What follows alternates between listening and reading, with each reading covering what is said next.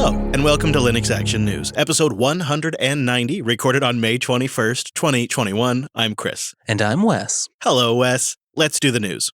Google I/O was this week, and there were two announcements in particular we thought you might be interested in.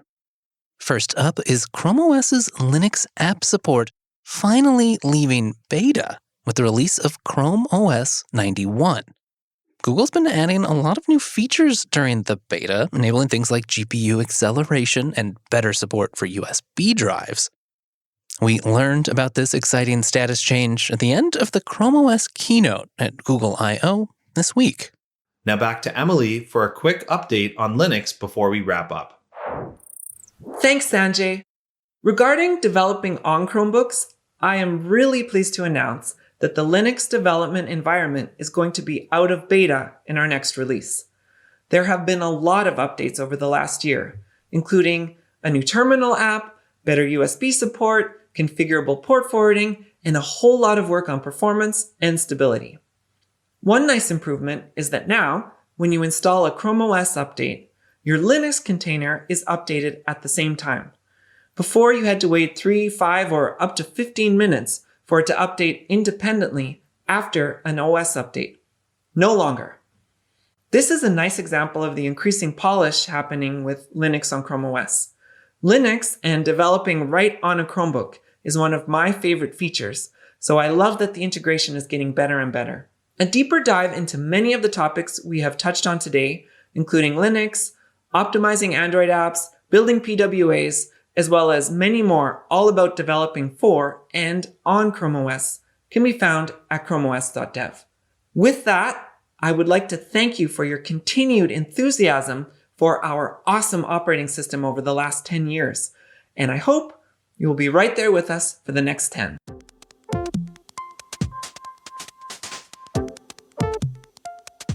Alongside that Linux support, Google also announced that it would bring Android 11 to Chromebooks. Technically, that update's already started with Chrome OS 90 for some select Chromebooks, and it will just come with a whole new host of features, including increased optimization of Android apps and a new dark theme. In fact, a big focus of Google I/O this week was getting Android apps ready for bigger screens. The second announcement out of I/O we thought you should know about is some good news for the likes of F-Droid. Android 12 will finally let alternative app stores update their apps on their own. We got the first hints of this back in September, but now we're seeing signs in code that actually enable the support. Google has updated Android's package installer session params class with a new method called setRequireUserAction. Now, that little bit of magic there indicates whether or not the user action will be required before an app install is allowed. And assuming the app in question meets Google's requirements, user action won't be needed for an app installation or update. So when an app that has met the requirements tries to initiate an installation and it uses this new API, it'll be able to update without the user being involved. That's pretty slick. Our next story makes you wonder what's in store for desktop Linux because Red Hat has opened several job positions this week that are focused around the desktop graphics stack. A couple of the positions are focusing on upstream drivers for open source code around Intel, AMD, and NVIDIA. And then outside of those two graphics engineer positions, Red Hat is also hiring a software engineer for the graphics team to be based out of the Czech Republic. And then rounding out all of that is another opening on their Linux automotive team. So we'll have links to the job positions and Christian's blog post that goes through all the details in the show notes. At the end of 2019, the developer of Cups, the common Unix printing service for Linux and Mac OS, Mike Sweet, left Apple. Following that, it was very noticeable that public development of the project seemed to have come to a halt. But now, there is a major development. Seemingly confirming their intent to no longer develop the subsystem, Apple has effectively transferred Cups to the Open Printing project. Sweet presented on this change at this month's Open Printing Summit and acknowledged that Apple stopped actively developing Cups when he left the company. But now, he's been contracted by Apple to apply important bug fixes from the open printing fork of Cups back to the Apple Cups code for macOS. And it seems now Open Printing is working on a new Cups 2.4 release with AirPrint compatibility, OAuth authentication, package config support, snap support, TLS improvements, and really a variety of other feature improvements, making Cups 2.4 effectively the new upstream of the project. And it seems even early plans are in the works for Cups 3.0, which will feature a bit of re-architecting, amongst other things. Everyone's favorite Fox learned some new tricks this week. On Tuesday, Mozilla introduced Firefox's new Site Isolation Security Architecture. In a blog post, they wrote, Site isolation builds upon a new security architecture that extends current protection mechanisms by separating web content and loading each site into its own operating system process. This new security architecture allows Firefox to completely separate code originating from different sites and, in turn, defend against malicious sites trying to access sensitive information from other sites you are visiting. Basically, here's the problem. Without site isolation, the browser will load embedded pages, whatever they might be, whether that's a bank page or an advertisement, in the same process as the top-level document. So in a more dangerous scenario, a malicious site could embed a legitimate site within a subframe and then try to trick you into entering your sensitive information. And with the current architecture, if a page contains any subframes from a different site, they will be generally in the same process as the outer tab. Yeah, that doesn't sound very nice, very clean, does it? That's where site isolation comes in. Firefox will load each site into its own process, thereby isolating their memory from each other. And it relies on the security guarantees of your hopefully up-to-date and secure operating system. And on top of security, there, of course, are other benefits to site isolation. Poorly performing tabs won't necessarily have an impact on each other. And then there's the aspect of more cores, right? Using more processes to load websites allows Firefox to spread that work across CPU cores and take better advantage of the underlying hardware. One wonders if there'll be a battery impact, but I'm all for lighting up those cores. Mozilla is currently testing site isolation on the nightly and beta versions of the desktop browsers with a subset of users, but should be rolling out to more desktop users soon. If you can't wait, though, you can enable it now in the nightly with an About Preferences tweak. Of course, we'll have a link in the show notes with details. Well, believe it or not, it's been a month since we learned about the University of Minnesota's ban from the Linux kernel and the hypocrite commit research that they were conducting. This week, the kernel developers completed their review of all of the UMN patches. Part of that work was addressing some of the questionable and problematic patches instead of just outright rejecting them. And the work on those problematic patches should land in Linux 5.13. A rather packed pull request sent out on Thursday by Greg Croa-Hartman noted, The majority here is the fallout of the umn.edu review, or re-review, of all the prior submissions. That resulted in a bunch of reverts along with the correct changes made. And there is no regression of any other potential fixes that were made by those individuals. I would like to thank the over 80 different developers who helped with the review and fixes for this mess. Going by Git activity from the umn.edu address, it looks like the kernel developers pulled 37 patches from a diverse set of subsystems, stuff like ALSA, media, networking, and more than a few others.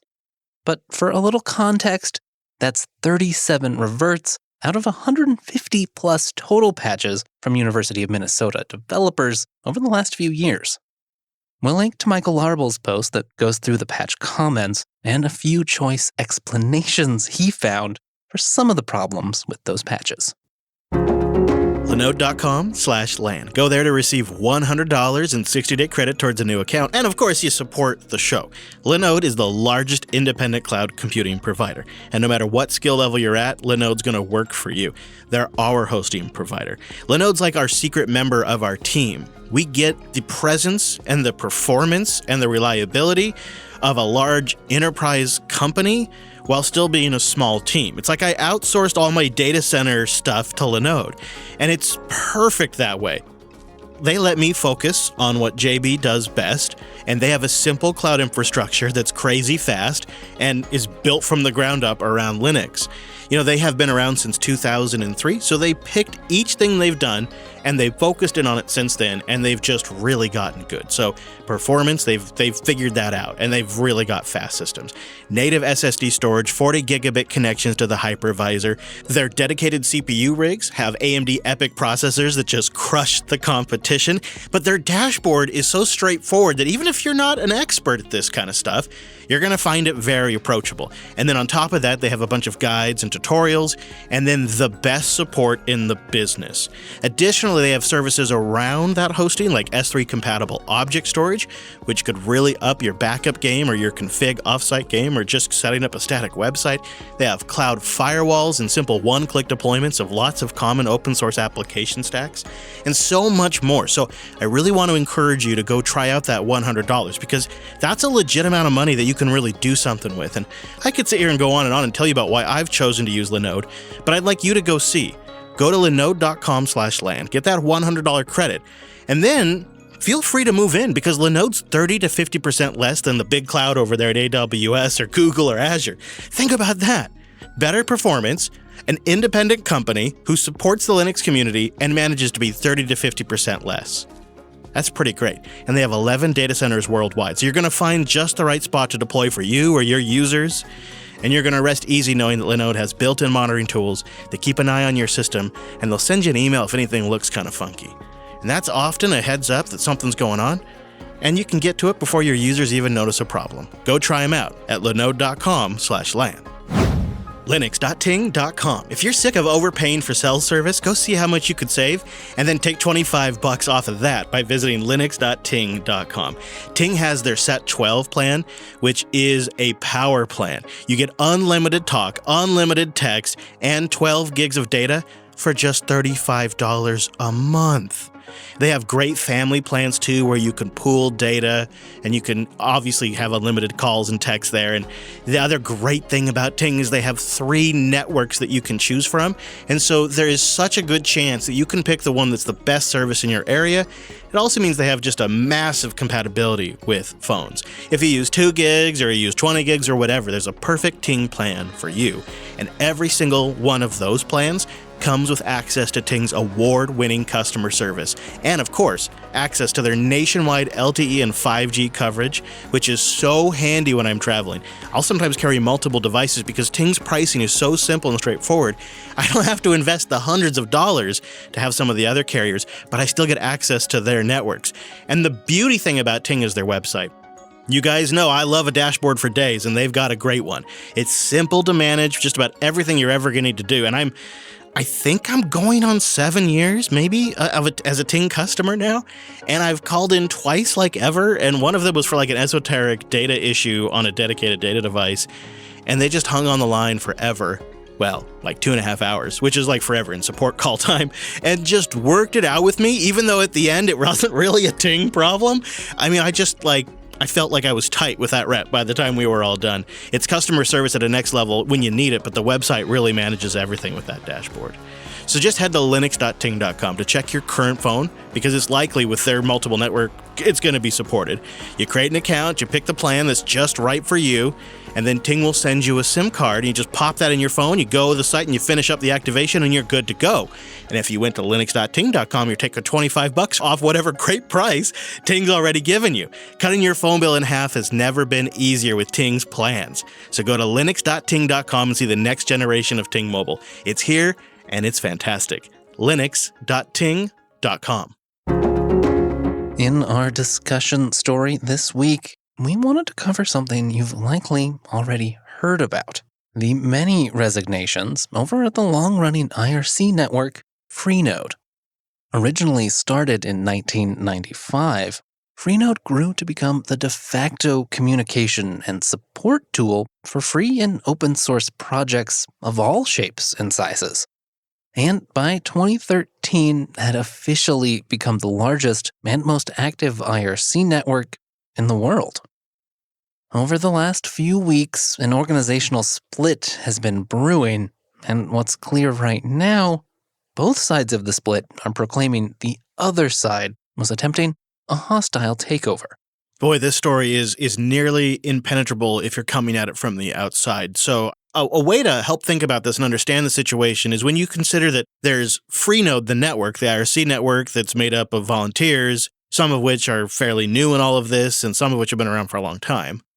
And then there's Freenode Limited, the company, which owns the Freenode domain, trademark, has contributed financially in some capacities, and is owned by Andrew Lee.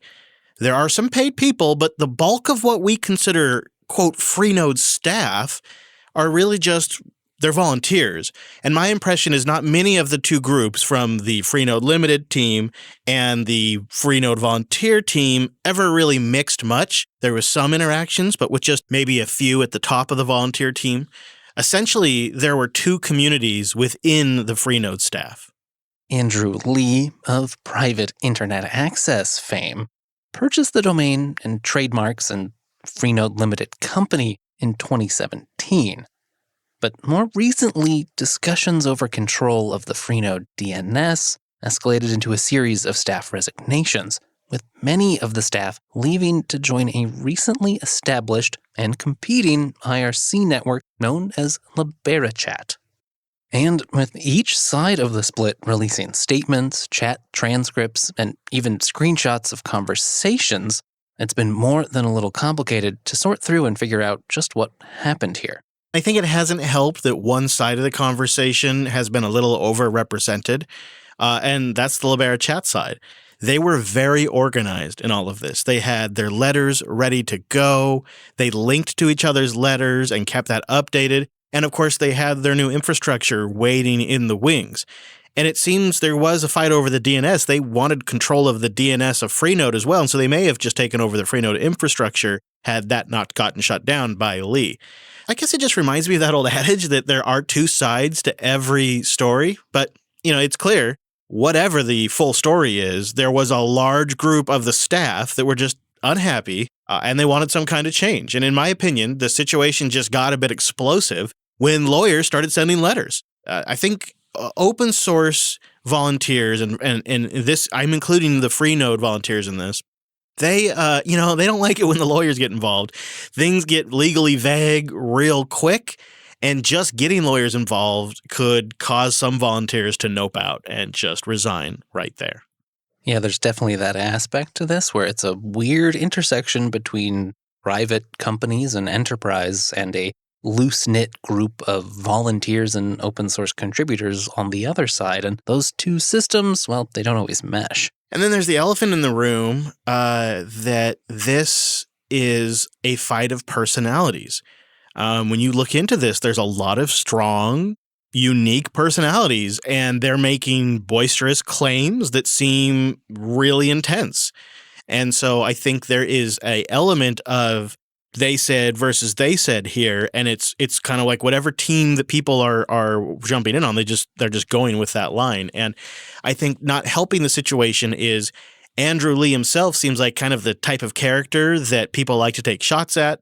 He made some money from Bitcoin. There's been some, sort of tabloid style hit pieces on him. And so it's really kind of low hanging fruit for those clickbaity, lazy writers or YouTubers that just kind of want to get an opinion out there and grab some clicks and views.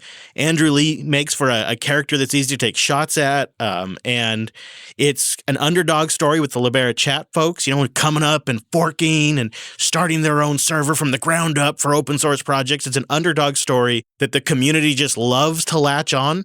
And I think those elements have all come together to really kind of just skew everyone's perspective on what's gone down here. Well, we're kind of used to, in the open source community, being a little skeptical of private companies or well-resourced individuals getting in and at least being perceived to change projects that we know and love. I mean, partly for good reason, but I think you're right here. There's been a huge information gap, and that means both sides are sort of reasonably upset. I mean, Andrew Lee sees himself as having been involved in Freenode for years, and yet here's longtime staff members on the other side saying, we don't really know who you are or think you're involved with Freenode. And I can understand both sides because it's just confusing what's going on, who's been involved, and who owns what. Yeah, and then there's the obvious sort of like, really? We're fighting for who wants to be IRC king in 2021? Because, I mean, make no mistake about it. Freenode's got to be one of the largest public IRC networks out there, right? So this is a fight for IRC king in 2021 right now, which just seems ridiculous. As unfortunate as all of this is, it also kind of seems to me that Freenode was in a sort of precarious place from an organizational and governance structure already. I mean, it appears that this transaction with Freenode Limited happened way back in 2017, and yet a number of staff claimed not to have any idea about it. And in 2021, seems like getting your open source set up with a foundation or nonprofit or other organizational entity is just really important if you want things to continue on in an organized fashion that is hopefully less susceptible to personality disputes like this. Mm-hmm. Yeah, you think when you have competition like Mattermost, Discord, and like Slack, you kind of have to have your A game on already if you're IRC and you want to stick around and just sort of keep your entrenched real estate. But the reality is they didn't have that. I think maybe everybody thought things were going just fine until there was the, this brouhaha that developed, this kerfuffle, if you will. Well, and you know how it goes in open source organizations or volunteer organizations. You maintain the little bits that you do, but unless you really want more work, you don't ask about the problems over there. But you're right. I mean, IRC is kind of yesterday's technology at this point, and there are things like Mattermost, there's proprietary things like Slack, not to mention all the exciting work that's been happening over in the Matrix community. Yeah, I think a lot of projects will stop and use this moment to consider. Some projects have already announced they're leaving Freenode. Some projects like Gen 2 said, no, we're going to wait for all the facts. But I think everyone's kind of taken this moment to go, well, Matrix really seems like they're getting it together. And they announced Spaces recently, which put simply is a way to group rooms and people together. And it comes in a few flavors depending on what size of organization you have. But to help us understand how this could be beneficial to open source communities, and I think to also help us understand how this replaces Matrix's previous community features, I want to play a clip of audio from Matthew Hodgson. He presented at FOSDEM 2021, and he's about to describe how they're discontinuing their current Matrix Communities feature and focusing on the new Spaces. What we decided to do is to burn it with fire. Introducing Spaces. Matrix Back Change 1772. So how Spaces work is, again, to group together your rooms and users, but we group them in a room. So you inherit all the intrinsic capability and goodness that you get in a Matrix room.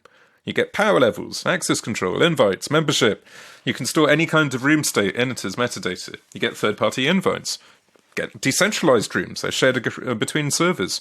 You can even bridge them into identity sources. So if you did have your big LDAP set of users, there probably are ways in future you could bridge that into the room in order to define the membership on the Matrix side. And so that's basically the whole thesis of Spaces. We throw away the entire groups and communities API and just use the one that we already have. It supports auto-joining. So if you join a space, you have the ability to join the rooms within it. And more interestingly, we support nested hierarchies of rooms in Spaces. Wes, I think you could see how that would be just inherently beneficial to open source projects that could use a little bit of organization and spots for public members and spots for private development members. Yeah, it sounds like Matrix was a little concerned that Discord was becoming quite popular for open source projects because of some of those features and functionality. And so on one level, Spaces is here to provide that structure and compete against similar chat applications. But the other fascinating angle to Matrix is not to just view it as a platform for chat and instant messages, because with Spaces, they're now providing a decentralized hierarchical namespace with decentralized access controls for every room. And you can really think of a room as a pub sub-topic like you might get on Kafka or MQTT or in all kinds of technologies.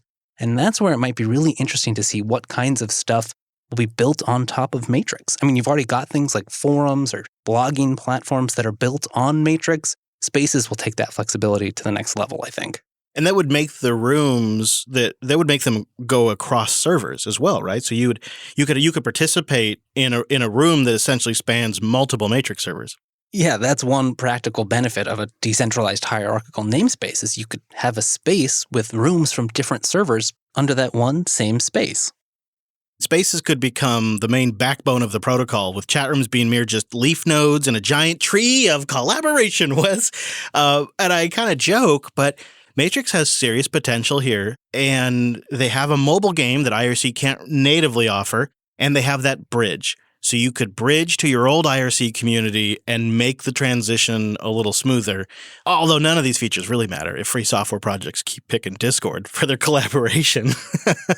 Yeah, I think we've all been a little nervous about that, which is why it's so nice to see Spaces out in beta, but we should probably stress that beta part. We haven't yet upgraded the JB matrix, but we'll be looking to do so soon. We look forward to seeing you. Indeed we do, Wes, and we look forward to seeing you back here next week, so go to linuxactionnews.com/subscribe for all the ways to get every new episode. And if you're not on Matrix yet, linuxactionnews.com/contact for ways to get in touch.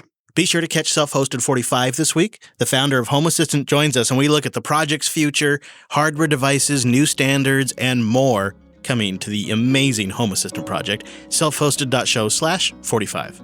As for us, we'll be back next Monday with our weekly take on the latest Linux and open source news. Thanks for joining us, and we will see you next week.